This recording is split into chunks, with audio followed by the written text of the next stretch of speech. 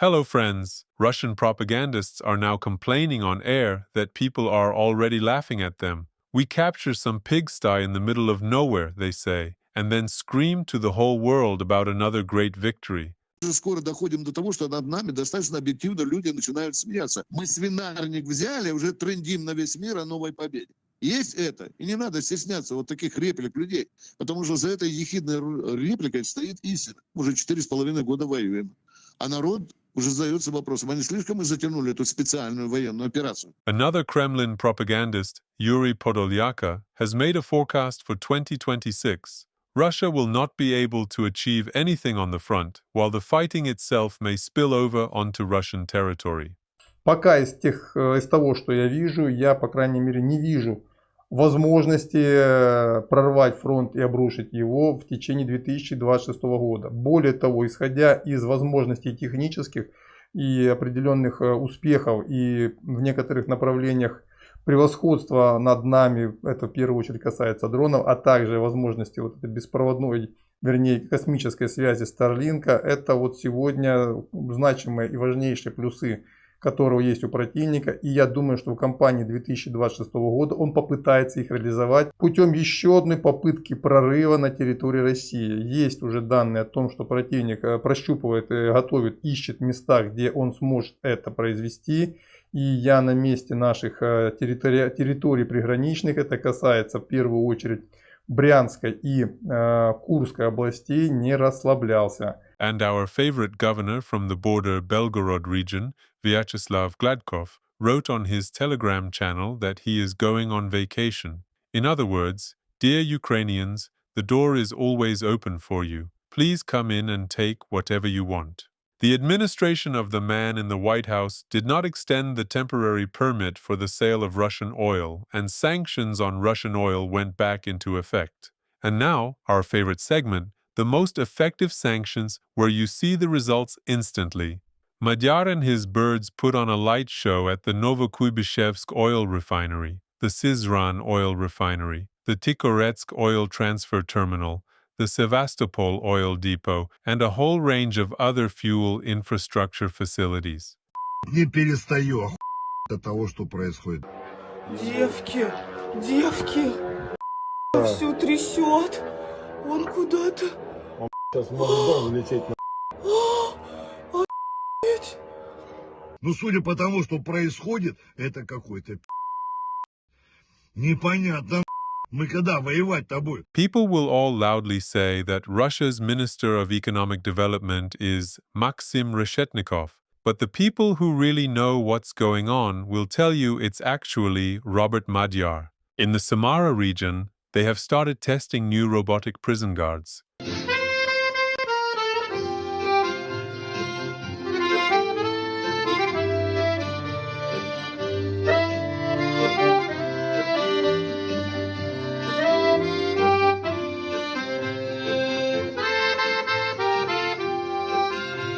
How wonderful it is when your state has such a clear sense of its priorities. An incredibly brave speech in the very heart of Putin's Russia.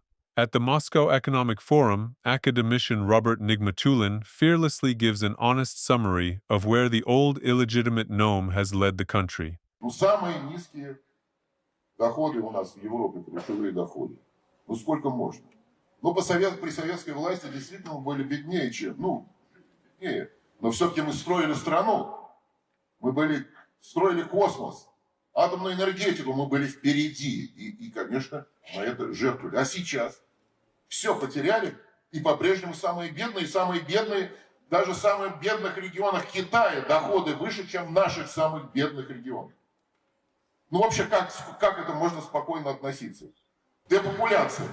Мы вышли на уровень 0,6 миллиона, каждый год будет сокращаться население. Топливо, бензин и так далее у нас в 2 раза выше по паритету, чем в Америке.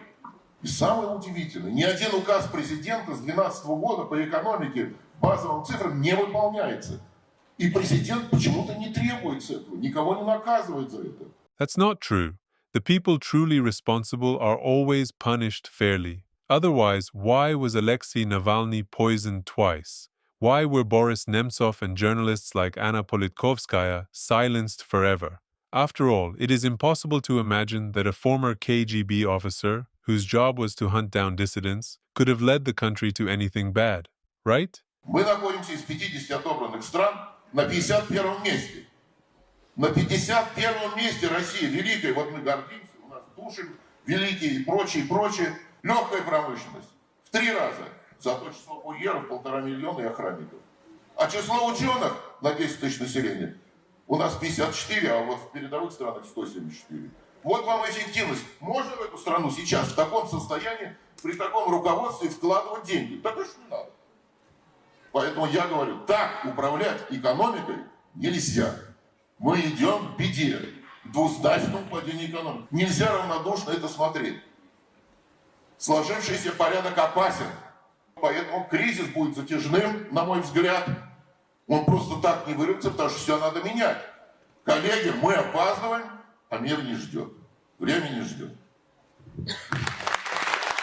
One of those rare cases when you are looking at a real scientist, not just another Putinist conformist with made-up statistics. I want to believe that these flashes of sanity and criticism, even from propagandists, are not being allowed only because of the approaching State Duma elections. I stopped believing in peaceful change a long time ago.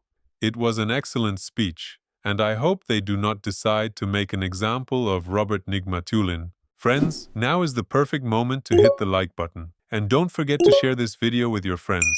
Thank you. News from the "It Never Happened Before, and Here It Is Again" category.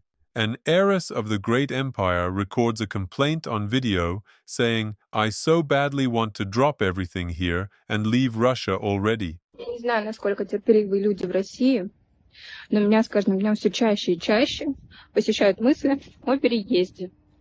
И держит меня только единственное – это имущество и школа, и друзья старшего сына.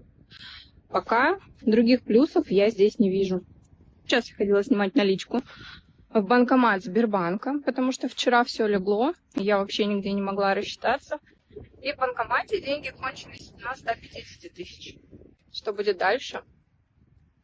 Это очень пугает. But the fact that, based on open official sources alone, Putin has already killed more than 208,000 of his own people does not scare her at all. You ask what comes next? Well, Zelensky has a couple of fair answers to that.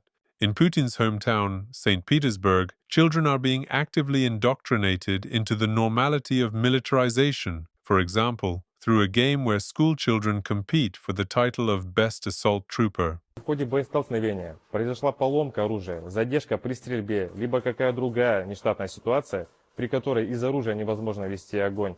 Боец должен немедленно уйти в колено и попытаться устранить неполадку. Суть заключается в том, The whole point is that the winner will go to Ukraine to put those new skills to use. And in assault units, people survive on average from 3 to 10 days. A story straight out of the "sanctions are nothing to us, we can replace everything ourselves" category. A brand new Chinese car in a Russian dealership rusted away before anyone even bought it. Друзья, смотрите, какой красивый, брутальный, грозный китаец. Весь такой матовый, весь такой черный, весь такой на колесищах грязевых.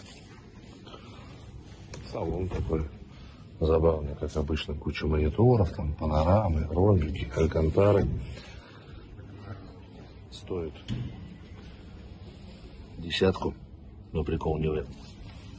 Он сгнил, просто, смотрите, это, ну, он же новый. Это новая машина, абсолютно.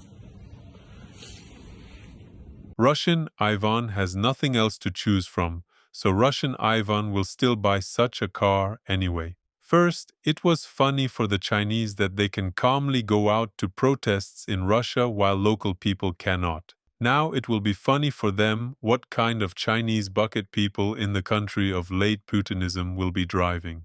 Location: the city of Novorossiysk. A local businessman shows the real state of small and medium-sized businesses in the city. Let's watch. Я предприниматель города Новороссийска, и сегодня я хочу показать вам, как обстоят дела у малого и среднего бизнеса в нашем городе. Аренда. Здесь вообще продают. Пусто. Вы можете посмотреть сами. Аренда. Закрылись. Аренда. Везде висят объявления об аренде. Закрыто абсолютно все. И по левую сторону, и по правую сторону. Здесь везде помещения данные сдаются. И такая ситуация по всему городу. Meanwhile, on television, the regime's tame propagandists keep saying that the economy is growing, unemployment is falling, and that nowhere else in the world do people live as happily as they do in Russia. Iran announced that it is once again closing the Strait of Hormuz because of the American blockade, while Donald Trump says he is preparing to end his 10th war already.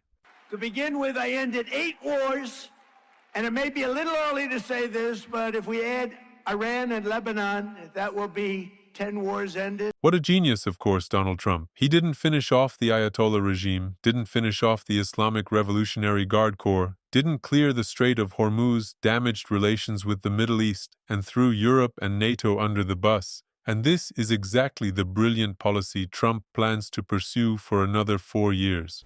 Friends, thank you for being here and for continuing to support me. If you like what I do and want to support the channel, you're welcome to join my Patreon, where for just $3 a month, you get access to new videos 24 hours before they go public, posts, polls, and also exclusive videos, such as this especially grim episode titled, How Many Losses Has Russia Suffered in Ukraine After 4 Years of War?, another on Putin's panic after the elimination of Khamenei in Iran, and a third on how the Kremlin gnome sold Russia to China for next to nothing.